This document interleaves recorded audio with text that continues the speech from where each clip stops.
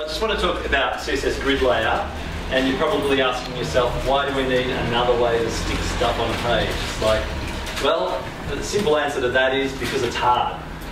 You guys, how many people hate CSS? Liars. More of you. Well, okay. Where did this all come from? So, if you want to build something like this today, it's really, really difficult. Like the whole point of grid layout is that people that are on the CSS working group realise that we've shifted from web pages to web applications, and to want to like lay out something like an app that has things positioned nicely, it's really difficult. Now, how would you have solved this in the past? Like, who would have used a table? Everyone. Truthful audience. And what did you look like when you were doing it with the table? Did you look like Nobody had a moustache. Is that what you look like? Look at him. Look at me. That's what it does to you. Is that you? Once upon a time. Okay, so grids. What grids are about is basically grids bring like kind of table semantics, but not. They give you rows and columns and lets you lay things out in a grid, just like you would with a table, but there are big differences.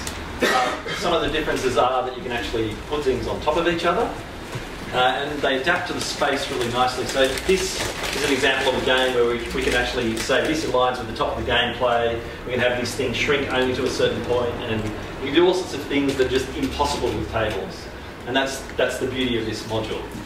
It's new, so you can't necessarily use it for production sites today, but definitely encourage everyone to start looking at it right now because it's all happening. I've got all sorts of horrible examples of markup in here. I'll try not to bore you with it or explain it all, but this is just an example of the CSS to use a grid, and it's blah, blah, blah, blah, blah, blah. There you go. That was what we just saw in the previous slide. Okay. Now, one of the really nice things about grid layout versus tables is that you retain the semantic content, so you've still got your document structure, and the grid is just styling. So this is basically, here's a portrait layout and a landscape layout of the same content, but as you can see, they're laid out completely differently. And the way I do this is by having a media query, so I can say, hey, my orientation is portrait, and then I play with all my little grid things and lay them out how I want to. Now, this stuff here, this little thing here I'll talk about in another slide a bit later, but it's a visual indicator of where your things are. So you're not writing row span, column, blah, blah, blah, and trying to do things. You actually visually put stuff. So as you can see, there's stats and stats. So you've got a rectangular area that's 2 rows high that is your stats area in the game. So the landscape is the same kind of thing. You've got all these kind of nice visual ways to do stuff. And what this grid template area... Can you only use 5-letter class names, or can you use 1-letter class names? You can use as many letters as you like. Then your rectangle will go. You can even use Unicode, except like Chinese. Yeah, so these names, these are basically naming the areas that are in the grid layout, so we reference them with selectors. And of course, because we use IDs and not classes, we can apply them to our content with IDs if we wish. Do you have to have a 2x3 or a 4x4 or 2? We can have anything you want. You know, sort of 2, 3, 2. Cool. Well, you have the same number of rows and columns. You can't have it though. But what if I want too many? Here's a table. Oh no, you can put it in with the shim. Sorry? Doesn't matter. Shim. 1 pixel. Yeah, 1 pixel shim. 1 pixel transparent GIF solves everything. Yeah. Quick overhead. We know about that, don't we? Okay. So one of the things you can do with this that you cannot do with tables, like if you wanted to build this is an example of a thumb slider, right? And how would you build this now? You'd write JavaScript and use absolute positioning and do something horribly butcherous and calculate the position and modify it every time you slide the slider along. Pseudo-elements. Who's done that? Pseudo-elements. That's right. On the x-axis. We are honest people here. That's good. Now if you do this with grids, you can actually use it like, you can basically, this and that, 0.5 FR. Does anyone know what FR is? France. France? Right, any takers for something else? Iron. Iron. FE, sorry. FE. Francium. Isn't it? Anyway, so FR is a new unit that's introduced with Flexbox. It's also used in grid layout, and what it means is fraction. So what the half FR and half FR add up to is 1.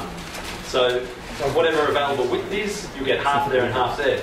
But if you then like modify your CSS and change that to 0.3 and 0.7, the sliding will move along, and the grid will actually take care of sliding all the content around. So it's this really convenient, simple way to do horrible things. And we like horrible things because we use CSS. Okay, so now I'm going to bore you with like concepts. Grid lines. When you have a grid, there's this whole idea, there's like a line, we call them grid lines, and they're the things that stuff gets chucked onto. And terminology, okay, you can close your eyes and go to sleep now. It's boring. Grid lines are the horizontal and vertical things. We have tracks. So in grid terminology, a track is over a row or a column, so they're tracks. And because this all works well with CSS3 writing modes, they could rotate, of course, and in different directions and completely confuse you.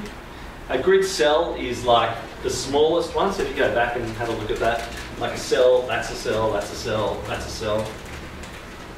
And then we have grid areas, and so the grid area is the area that you're actually sticking your content in. So, you know, the equivalent of a row span of 2, like so, that would be a grid area, right? Covering 2 of those cells. And now the grid item is the thing that you all know and love. And the grid item is the thing that we shove into all the little areas in the grid. And grid items, there you go, just mark up people. These are all items. So we've got a grid, just using display grid. So this div just becomes a grid item on its own. Floats don't do anything. So you can be free of the pain of the float by using grids. How nice is that? You just have some text in here, you'll get an anonymous box around it, just like in anything in CSS. And here where the span isn't closed, this new div doesn't create a new grid item. The whole lot of it is a grid item. Enough code. All right. And the inline styles. Sorry? Enough inline styles. Have inline styles. You can do anything you want, really. And you can have inline grids. It's not just grids, but you can have inline grids and then they float along in the content, just like everything else. And so there's these 2 ideas, like the explicit grid and the implicit grid. The explicit grid is what you say is, I want a grid that's this many columns by so many rows. That's what it is.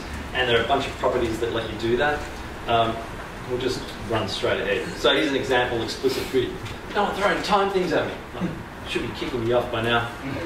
Right, so this is one way to create grids. So this is like columns on our rows. And what these weirdo things are actually names. So in CSS, rather than thinking about, in tables you go like, row 1, column span 2, it's got no kind of meaning. You can actually assign names to these things. So these grid lines get names. So this one, we can call first and navigation, and call that one main and that one last, and then you can move stuff around using the actual names. So you don't have to think about the position, you think about it more semantically, more structurally. Another way to do this is using the grid template areas, which this is the one that, who was it? Was it Craig? No, it was you that wanted to have like 3, 2, 1, right? The area thing, yeah. Well, basically, each of these name things, which is space separated, lets you specify your row and column layout just with names and words. And this dot is one that's just not named, right?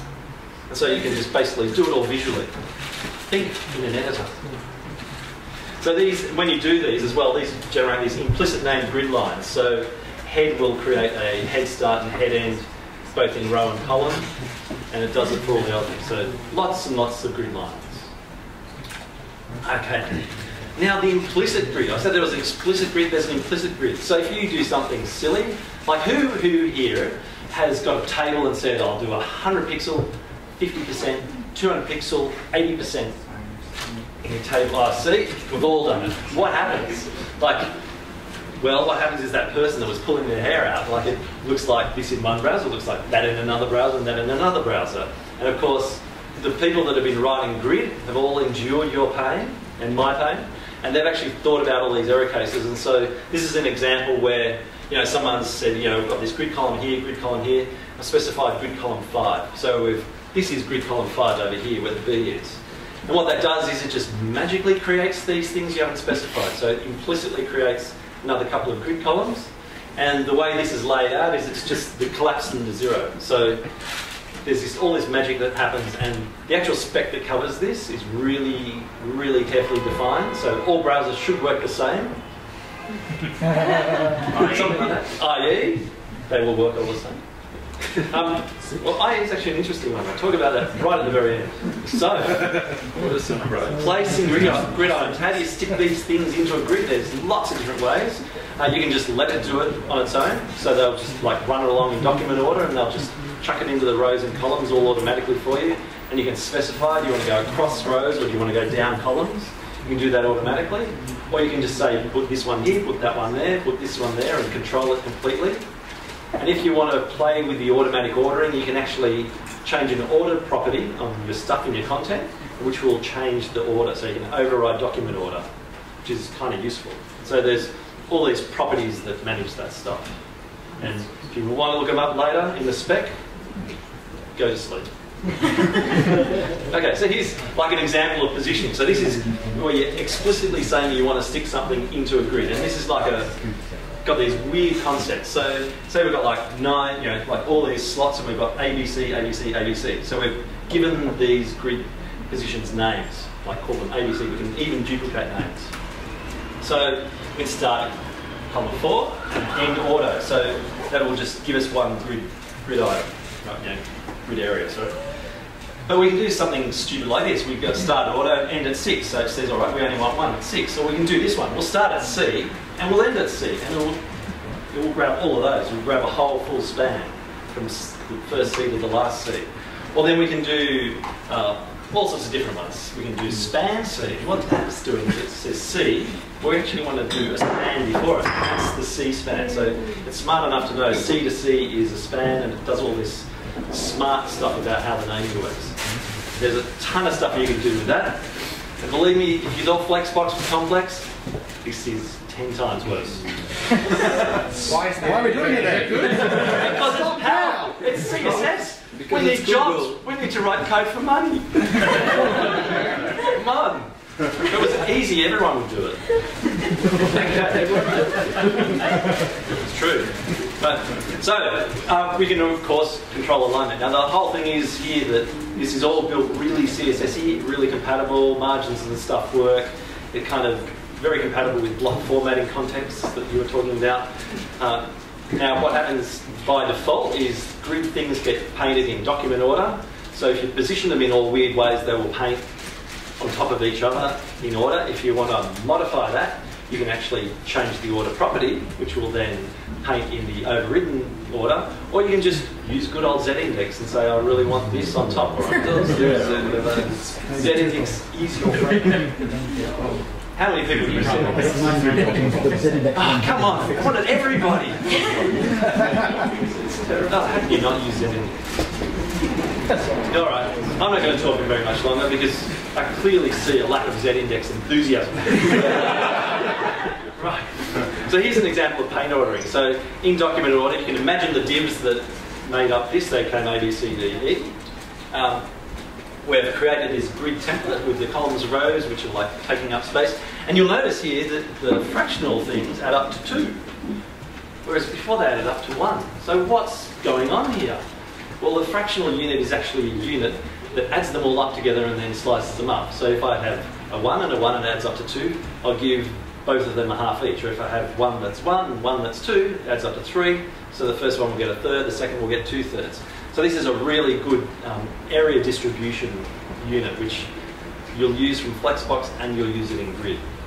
And I'm almost done, and I bet you I'm not even going to get to 1 minute. All right, so you can actually try this now. This is the thing, that this is not fiction for a change.